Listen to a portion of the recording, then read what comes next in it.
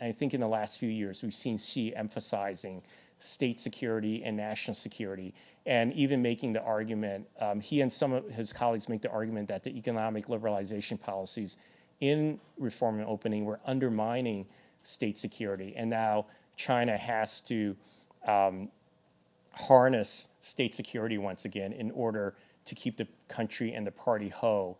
Part of the idea dates back, I think, to Xi's obsession with the downfall of the Soviet Union, and he thinks that the loosening of party control and security measures internally led to the breakup of the Soviet Union, and he's talked repeatedly about that in internal party speeches. He has also talked about it directly with Biden. When Biden made a trip to China in 2011, the two had dinner in Chengdu.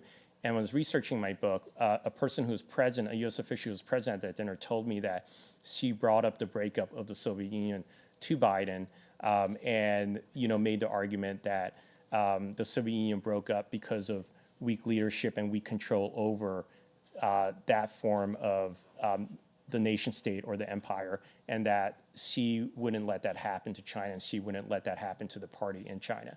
So we know that that's a obsession of Xi's, and I think that will color much of his governance going forward.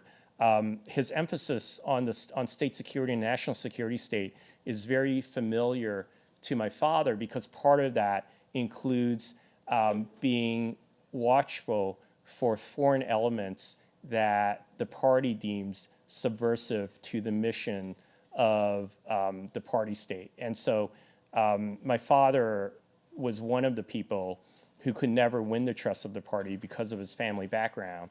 And now we're seeing the party re-emphasizing this hunt for foreign elements within China and making sure that it roots out various subversive elements.